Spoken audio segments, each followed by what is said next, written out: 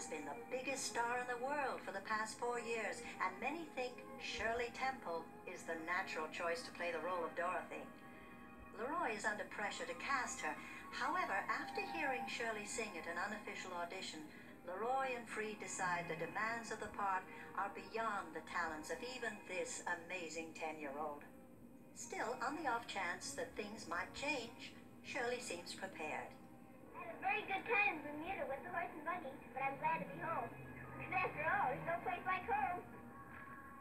From the age of 2 1/2, when young Judy Garland began her vaudeville career as part of the Gum Sisters Kitty Act, she had been billed as the little girl with the great big voice.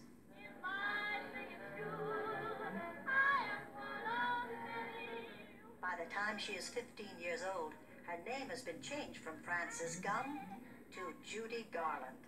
And she has been under contract to MGM for almost 3 years. She can sing and dance, she can play drama or comedy. Anyone in Hollywood who has seen her perform at benefits or private parties knows Judy Garland is destined for stardom. Leroy and Freed convinced Maya that Oz could be her breakthrough. Judy must lose some weight, but the part of Dorothy is hers. When Mama spoke about making The Wizard of Oz, I could always tell what respect she had for the movie and how proud she was to have been a part of it. Whenever she watched the movie, you could see in her eyes that she loved making that film. Because she was a kid, she was 16 years old. She had a great time making that movie, and it was a happy time. At 22, she was the toast of Broadway. At 29, Billy Burg married Florence Ziegfeld, living a life of luxury worthy of a fairy tale princess.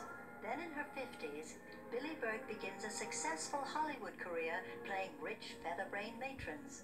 Oz is Burke's favorite movie. As close as I have come, she says, to the kind of roles I did in the theater. I'm Glinda, the Witch of the North. You are? I beg your pardon, but I've never heard of a beautiful witch before. Only bad witches are ugly. The casting for the Wicked Witch causes a major controversy and has everyone at MGM going in circles. Frank Baum's concept in the original book, as illustrated by W.W. Denslow, isn't much help. But Mervyn LeRoy has an idea. Since Disney's glamorous Wicked Queen in Snow White is so successful, why not make the Wicked Witch slinky and seductive? Freed and other executives protest. LeRoy's mind is made up. On the MGM lot is Gail Sundergaard, who the year before had won an Oscar for Best Supporting Actress in Anthony Adverse, a film directed by Mervyn LeRoy. LeRoy persuades Sundergaard to test for the role.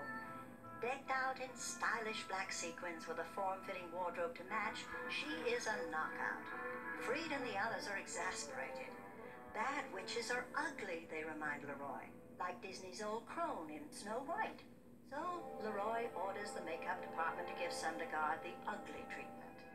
But her striking features defy the grease paint, and the distinguished actress decides she doesn't want the role. In those days, I was not about to make myself ugly, she says. I have no regrets. Absolutely no regrets. Then you take it and bring it up to your kisser and inhale. A former kindergarten teacher, Margaret Hamilton, is 36 years old and newly divorced. She has been supporting herself and her 3-year-old son as a hard-working character actress. Chicken thieves, eh? Why, we'll gladly pay you for any damage that we've done. All right, $3. I'd done about 6 pictures for MGM by that time.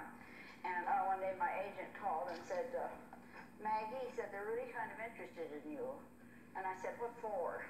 He said, they're sort of interested in you for a part in The Wizard of Oz. And I said, oh, gosh, think of that. I said, I've loved that story from the time I was 4 years old. What is it? And he said, well, the witch. And I said, the witch? Then he said the final thing. He said, yes, what else? The title role of the wizard encourages many diverse contenders. Ed Wynn, a popular radio comedian who concludes the part is too small. Wallace Beery, one of MGM's most popular stars, wants the role badly, but the studio refuses to spare him during the long Oz schedule.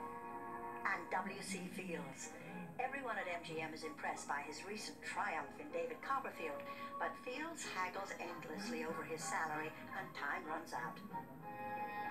One of MGM's most durable character actors, 48-year-old Frank Morgan, finally wins the role, or rather 5 of them. He is delightfully versatile as the Wizard, Professor Marvel, the Doorman, the Cabbie, and the Guard. This is the last straw.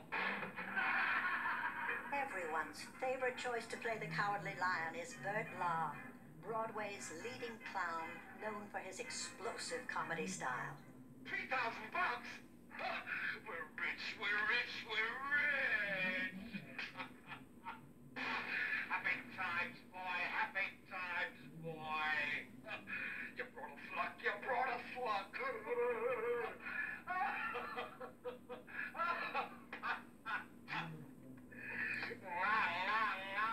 Take him away, take him away! He was a very raucous, loud, energetic, low comic, and really the only way he could make it in Hollywood, given that energy, was as an animal. Because as a real person, blown up 8 times larger than life, that energy was kind of oppressive to the paying customer.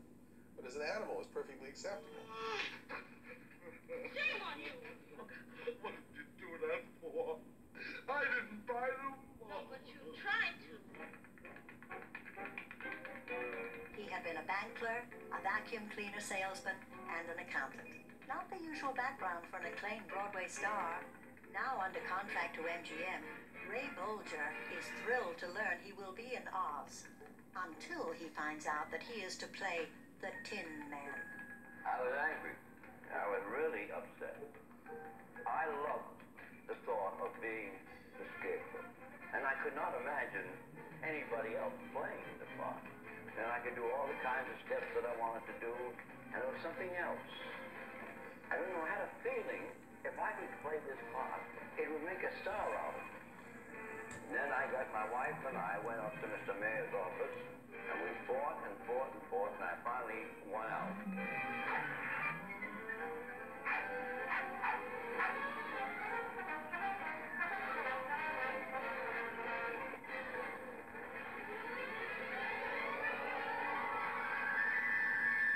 This extraordinary dance routine, directed by the inventive Busby Berkeley, makes brilliant use of Ray Bolger's unique style. Unfortunately, at the last moment, fearing the picture is running too long, the studio decides to cut the number.